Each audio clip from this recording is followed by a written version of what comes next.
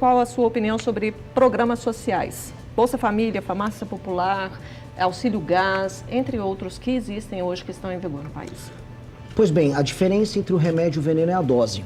Eu acredito que temos que ter políticas de assistência para pessoas em situação de vulnerabilidade e em locais que não há atividade econômica. E quando a gente roda, especialmente municípios pequenos, eu tive agora na Marcha dos Prefeitos falando sobre isso, municípios pequenos, em regiões distantes de grandes centros, em especial na região norte e nordeste, diante da ausência de atividade econômica, algumas pessoas para sobreviver vão precisar de um Bolsa Família, para ter acesso a um remédio vão precisar de uma farmácia popular. Isso é um dado da realidade. Dito isso, a partir do momento que a gente percebe que mais de 40% dos domicílios na região Nordeste estão no Bolsa Família, a gente percebe que o remédio começou a virar o veneno. E o remédio vira veneno no sentido de que não há um estímulo hoje do tomador de decisões, um prefeito, ou mesmo da parte do governo federal, em alterar essa realidade, que é aumento da atividade econômica. Eu quero, geração de frentes de trabalho nos municípios que têm baixa infraestrutura e que têm pessoas no Bolsa Família. Um rapaz ou uma moça que vão lá no CRASP tirar o Bolsa Família numa cidade, por exemplo, no interior do Maranhão, que não tem uma via de escoamento, as ruas ou as estradas estaduais que conectam elas com outros lugares para levar a produção da agricultura familiar, tudo esburacado, tudo de terra. Pois bem, vamos fazer uma frente de trabalho com essas pessoas, vou pagar um pouco a mais e vou chamar essas pessoas para participar dessa reconstrução de infraestrutura junto com o governo federal. Nós precisamos recriar nas pessoas a sensação e a ideia de que o trabalho as libertará de um modelo político hoje que é um modelo de exploração. Infelizmente, a gente tem um modelo político de exploração que mantém essas pessoas reféns de uma classe política que vive de apaniguados, gente pendurada na máquina pública e uma assistência que vem do governo federal.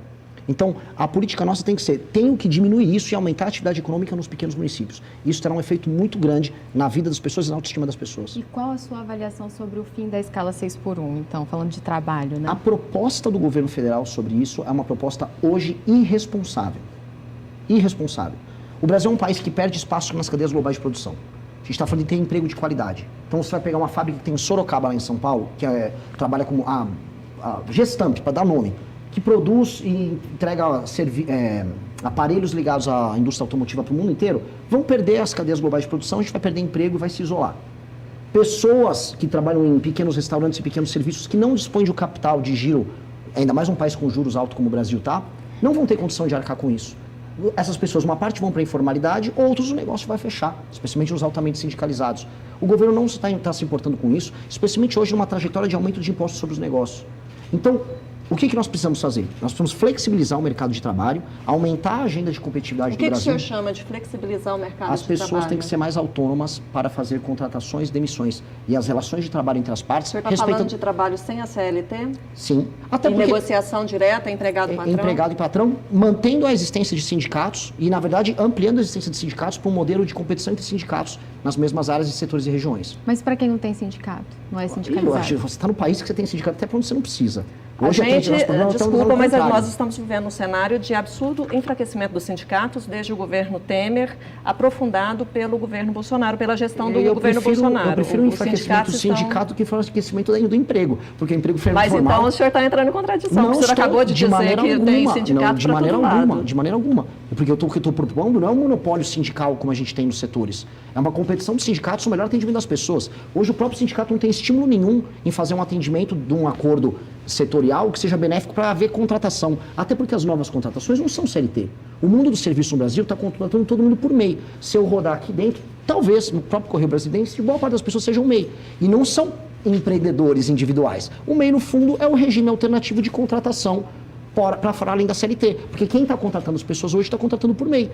Então, e aí sem qualquer direito trabalhista também. Mas, na prática, por isso nós precisamos de uma lei que entenda que o MEI, no fundo, não é um empreendedor individual, ele é uma pessoa que está trabalhando, e atendendo a demanda do empregador e do empregado de um regime mais flexível. O senhor defende, então, o fim da CLT?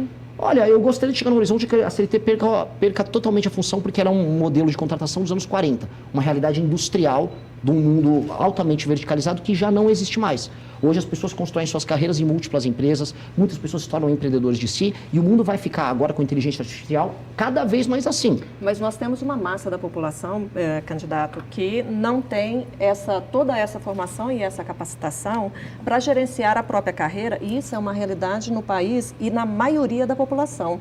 Eu não sei qual é a origem do senhor, mas e se o senhor, eu acredito que deve estar em contato com pessoas de realidades muito distintas nos rincões, no interior do Sim. país, e são pessoas que, às vezes, elas não sabem nem navegar na internet. Sim. Como é que o senhor acredita que essa massa da população vai conseguir gerir a própria carreira, se tornar um MEI, defender os seus direitos e manter e construir uma carreira e ter sucesso nessa carreira? Eu adorei essa pergunta.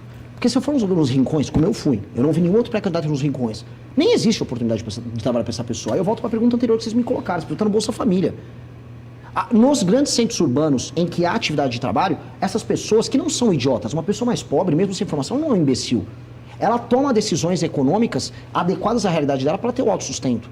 Hoje você pega uma pessoa que é entregador, que vende produtos online, com baixíssima formação, e ele tira 6, 7, 8 mil reais por mês. Estou falando de pessoa de periferia de São Paulo.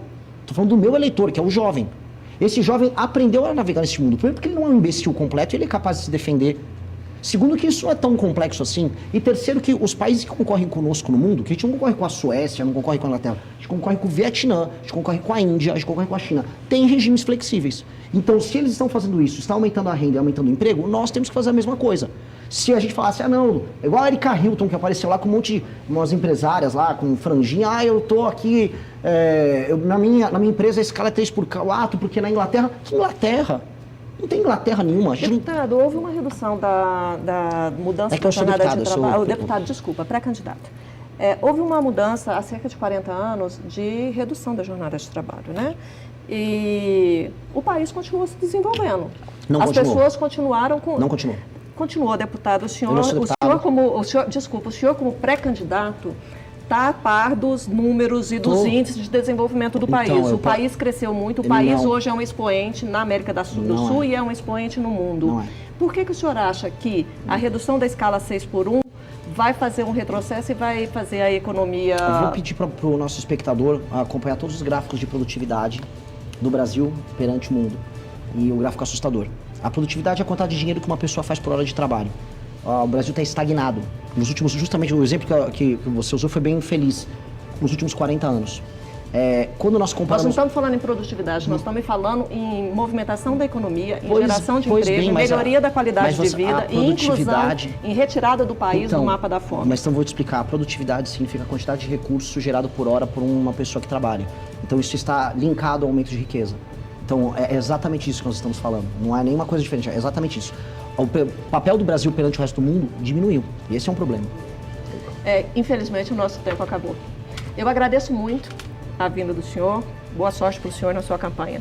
Muito obrigado.